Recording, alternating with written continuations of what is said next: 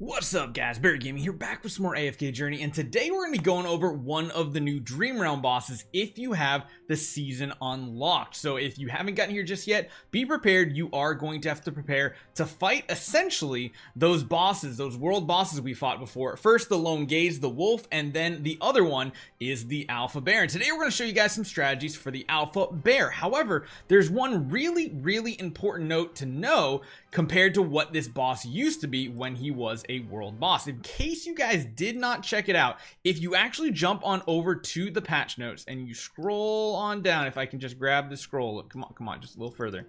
It's a ways down in here, but there is a section that talks about his changes right here. Alpha Bear Honeyball can now target summons. Now what that means is the hero that everybody has built is actually going to be potentially best in slot, one of the best heroes to use in this game mode because, well, she has summons. And even beyond that, there's a better option if you went for Florabelle. So hopefully you guys enjoy this one. Let's show you guys some of the best teams to use. So we're going to jump in and show you guys a couple different setups. For reference, you can see right here, we got like the 28% with a very suboptimal type of setup. And we're going to be mixing this up quite a bit. Now, the key here is we're going to be running essentially 4 Maulers, Rainier counting as a Mauler, which is going to give us more damage. We will do a test without Odie and instead Marilee for those who want to see it. And we're going to be adding in Cecia for our first test overall, basically to show you guys how her summon is going to make the team better. We're still going with the same strategy from when it was the world boss, using Coco as the melee tank hero on this one. Everybody else is going to be at range, and we're going to continue to use the Star Shard spell. It just seems like the best damage output one, even beyond the new season ones, at least until maybe the season ones get a little higher tier, because they might be able to get a little higher up. So in the meantime, use the Star Shard spell. Let's jump into it and let's see what type of damage we can do with a more proper team setup now that we're kind of trying to specialize with this. Cecia is an amazing option because, let's be honest, pretty much every single person has a Cecia on their team. And right here, Mr. Carlisle is going to be one of those targets for the honey, whereas previously the honey would not go on to summons. And if you guys know where I'm going with this, you can see why Florabelle might be even a better option because she has 3 of those summons, 2 of which will be in melee range. So let's see how this goes. One thing to note, remember, our Coco does have Mythic Plus, so once the the damage reduction buff goes away, we get a gigantic shield on it, which helps a ton of survivability, and you can instantly see how much more damage we're doing, basically because our team is living longer by having the Coco in the lineup and having that Mr. Carlisle in the front row. So I think what we're going to do is we'll do the first test like this. The second one, we'll drop the Odie for the Marilee to see what the damage comparison actually looks like. And then we're going to go over to a Florabelle setup for those of you guys wondering exactly what we're going to do. Up to 42%, pretty solid. 43, we got about 10 seconds left. Maybe we hit 50, but I don't think so. Everybody survives, but then they are starting to drop off. 46% about. That is a pretty solid setup right there, and I think that was pretty good. You can see Cecia with some support DPS on top of it. Not too bad. So let's do this. Let's swap out you for what is traditionally one of the better heroes, Marilee, and see how Marilee does in comparison to Odie. With the recent changes of having more of these Maulers on your team, it kind of incentivizes doing that, putting the Odie in to get the additional attack and everything. But let's see what happens, because let's be honest, Marilee is one of the best damage dealers in the game, usually even better than Odie on a lot of boss situations. But again, it's going to be interesting to see exactly what team ends up being the best. I'm almost positive that once we put Florabelle into this lineup, it's just going to be a much better outcome than the Cecia, just because there's an additional tanky unit, and on top of that, those tanky units are going to get shields from Florabelle beyond just the Coco shield, so it's going to be really hard for heroes to die, I think. All right, 30 seconds to go on this lineup here. We're up to 30%. I don't know if it's going to catch up.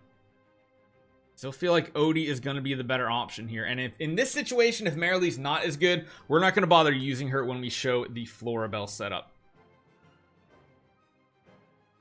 Yeah, 15%, 15 seconds. I don't think that's going to happen.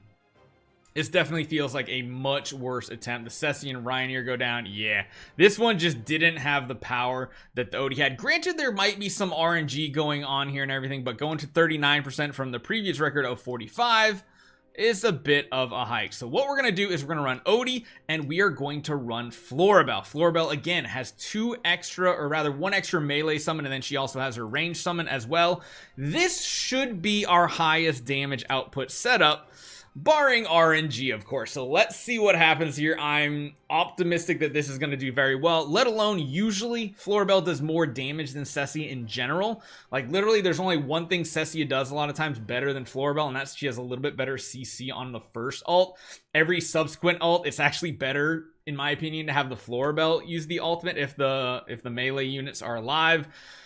And usually Florabelle is just a better version of the existing Cecia. But again, if you've already had Cecia on your account, there's no need to build Florabelle. It's just a minor side grade. It's not a huge upgrade. Just like the new hero also is kind of like a side grade from a Carolina. It's not like necessary, but it's still very good. We did lose our Smokey here, but honestly keeping the Coco alive is the more important one. Ooh, if we have survivability issues here, we might not break our record. But again, we get those gigantic shields from Coco. 15-ish seconds to go. Can we break our previous record of almost, what, 46-ish? Can we close? And we close, and this kind of goes to show you can kind of use whichever hero. We're going to run this one back because for some reason our Smokey died extremely early that time. Like really, really early. You can see she's doing a bit more damage too, so that is solid. Let's see if we can get her to actually outshine the Cecia. But again, remember, you can kind of just use either one of them. Just having either one of them on your team as a hybrid damage dealer / support, because the support role is having that additional summoned unit on the battlefield, is a huge positive. So give it one more shot, maybe see what we can do as far as damage goes, and if we can beat our previous record, that would be awesome. Otherwise, it's almost better that Cecia would be the better option, but I did want to highlight that Florabelle is as well an option, and really those are the only two that I think I would use. The only other option for summons is Damien, and Damien's the support hero. I don't think he's going to be better than a Smokey. Smokey's just way too good. Smokey's just so amazing. The attack buff is amazing, and beyond that, he does provide damage when you do have him at Mythic Plus as well. So as long as this Smokey doesn't go down, I feel like this is going to be a better record, and so far it's looking good. I think that is where he died the previous time. If we can keep him alive a little longer, we're already at 41%. And again, sometimes it's just pure boss RNG. Sometimes it can go really smooth. Other times it doesn't go smooth at all. And right here, we're pretty much at our previous record, and we are going above and beyond. There we go, the orange numbers. Can we hit 50 before the timer goes out? 48, not quite. So we're not going to get the additional rewards, which would be nice, getting more of these dream fragments. But on a positive note, we're getting closer to server rank 20. And then what is our district rank, man? So you got regular rank rewards now, and you also have district rank rewards. These ones are the big ones. Ooh, I didn't even realize you got a crown, but you do get some of those really coveted temporal essence and twilight essence.